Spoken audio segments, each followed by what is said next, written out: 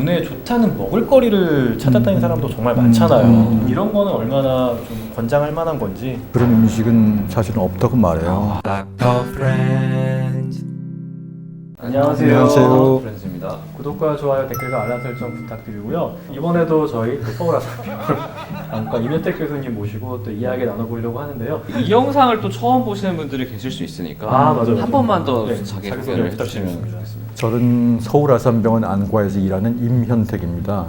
저는 안과 중에서도 소아안과, 사시, 그리고 신경안과 부분을 전공하고 있습니다. 반갑습니다.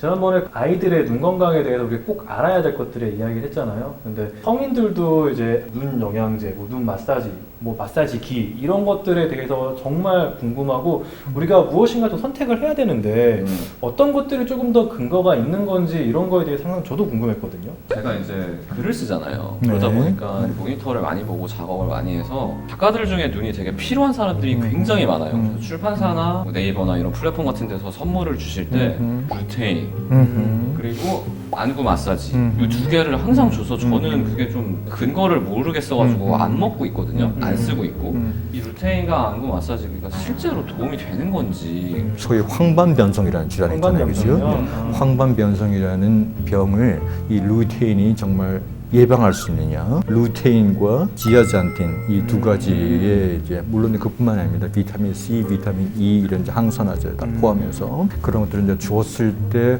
얼마나 황반변성이 주어지는지 사실은 주어지는 게 아니라 억제되는 진행이 이런 연구를 했어요. 근데 그 효과가 뭐냐면은 효과가 있다. 근데 주의해야 될 건 뭐냐면 모든 경우에 효과가 있는 게 아니라 중등도 상태의 황반변성이 있는 사람한테서 이 약을 썼을 때 말기로 진행하는 일을 25% 정도 억제시킬 수 있다. 이런 결과가 나온 거예요. 그 이외의 상태, 즉 초기 경증의 황반변성이나 황반변성 없는 사람들한테서는 이 루테인이 도움이 되지 않는다는 거예요. 일반인들, 건강한 사람들은 이 루테인을 먹을 필요는 없습니다. 그러면은 아까 이야기했던 다른 그 눈 마사지기 이런 건 어떨까요? 눈 피로를 풀어주는 데는 도움이 될 수 있다고 봅니다. 성인한테서 시력 자체를 더 좋게 할 수는 없는 거죠. 그냥 눈 피로를 좀 더 풀어주는 효과. 눈 피로를 만드는 대표적인 원인 중에 안구 건조증이라는 거 있죠. 저 있어요. 그러니까, 진짜 네. 저 엄청 심해요. 눈물 잘 안 나요. 네네네. 그러다 갑자기 뚝 떨어지잖아. 시력도 떨어지고, 네, 시력도 좀 떨어지고. 모래열 들어간 것 같고. 네, 진짜 네, 까칠까칠해서 안과 저 몇 번 줄려봤어요. 네, 아산병원 안과. 그래서 이제 안구 건조증이 심한 경우에 이제 인공 눈물력도 많이 네. 넣고 하게 되는데 맞아요. 그 안구 건조증을 만드는 한 가지 원인이 눈꺼풀 염증이라는 게 있어요. 눈꺼풀 기름관에서 기름이 잘 분비되지 못하기 때문에 눈물의 보호 기능을 약하게 만드는 거예요. 바로바로 말라버리는구나. 맞습니다. 눈물을 빨리빨리 증발시키는 거예요. 네네. 그 마사지기라는 게 따뜻하게 하는 거잖아요. 그렇죠. 그죠? 맞아요. 그렇게 해서 온찜질 효과를 만들어내기 때문에 눈꺼풀 염증도 치료할 수 있고 안구 건조증도 호전될 수 있고 그런 효과가 있습니다. 교수님 그럼 또 하나 궁금한 게 네. 이런 안구 건조가 없지만 이제 근거리 작업을 많이 하면 눈이 굉장히 필요한 사람들도 있잖아요. 이런 분들도 혹시 안구 피로를 좀 풀어주기 위해서 이런 마사지기나 이런 것들이 도움이 될 수도 있나요? 전 시간에 선모체 근육의 긴장 이런 네. 얘기 기억나세요? 네네. 네. 그 수정체를 움직여주는 소위 선모체라고 하는 우리 눈의 근육이 일을 해야 되는 거니까 우리 눈의 피로를 만드는 주요 원인이잖아요. 그죠? 그 피로를 푸는 방법이 뭘까? 첫째 휴식이거든요. 그죠? 눈을 감고 쉬는 거. 안구 자체를 이렇게 눈을 감으면서 돌리는 마사지를 할 수도 있어요. 이게 실제로 도움이 되는군요. 그것이 얼마나 도움이 되는지에 대한 사실은 연구는 없어요. 소위 이제 우리 과거에 VDT 증후군이라고 많이 불렀잖아요. 그죠? 네.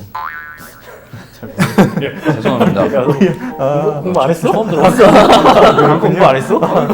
정말 미친 수다네요.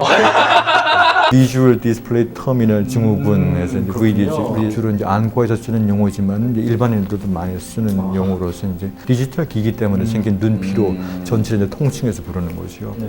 교수님, 청색광 안경은 도움이 될까요? 이게 실제로 컴퓨터나 스마트폰을 볼 때 그거를 끼고 하면은 눈 건강을 위해 도움이 되는지. 훨씬 더 눈 피로를 줄일 수 있습니다.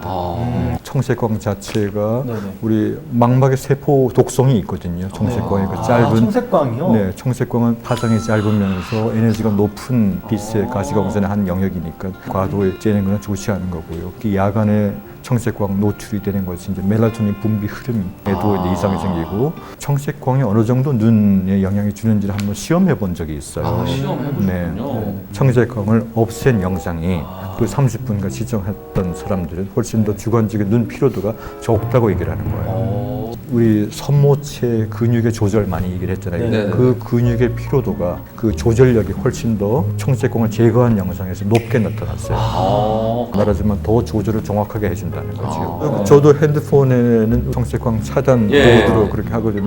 그렇게 하시고 네, 하시는구나. 그렇게 하는 게 훨씬 더 눈 편해지는 거야. 안과 교수님도 청색광 제거 필름을 붙이고 있다. 네, 알겠습니다. 아유, 정말 좋은 정보입니다. 아우, 속이 다 풀어나네. 네. 우리가 흔히 말하는 영양제나 마사지 또 이야기했는데 눈에 좋다는 먹을거리를 찾아다니는 사람도 정말 많잖아요. 이런 거는 얼마나 좀 권장할 만한 건지. 그런 음식은 사실은 없다고 말해요. 정말 중요한 건 난 야외 활동, 운동이라고 생각한다. 네. 또 우리가 더 알아내면 이제 생선, 그 다음에 채소, 과일 이런 거죠. 너무 과진할 수는 없겠지만 여러 가지를 먹는다면 바로 그런 음식으로서 그냥 다양한 채소, 과일, 생선 이런 걸 먹는 거는 도움이 될 거라고. 다 좋다 생각합니다. 네네네 그렇게 권합니다. 그러면은 이게 혹시 성인에게도 정말 현대인들 너무 눈 피곤하고 힘들잖아요. 그래서 자기 눈 건강을 지킬 수 있는 피로감 덜어줄 수 있는 그런 생활 수칙이 좀 있을지. 우선 자기 눈 상태에 대해서 좀 더 민감해야 될 것 같아요. 눈이 건조하다, 눈피가 자꾸 생긴다 하잖아요. 근데 그런 거 생겼을 때 그것을 적극적으로 해결하기 위한 방법으로서 컴퓨터 사용 시간을 좀 줄여본다든지 아니면 이제 멀리 보도록 중간중간에 자기 생활 패턴을 바꾸는 그런 것들이 필요할 것 같고요.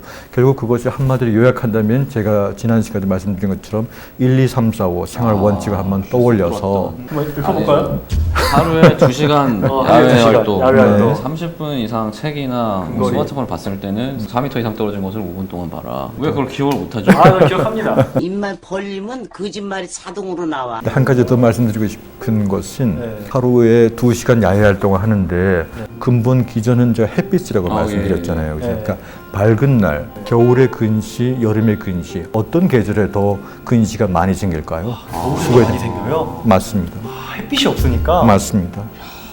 헬프님들도 이렇게 저희가 이야기했던 것도 꼭 명심해서 정말 가장 합리적이고 효율적으로 여러분의 눈 건강 지키고 눈 피로감을 좀 덜 수 있는 그런 생활을 하셨으면 좋겠어요. 오늘 영상이 도움이 되셨다면 다시 한번 구독과 좋아요 부탁드리고요. 다음에 더 좋은 영상으로 찾아오겠습니다. 감사합니다. 감사합니다.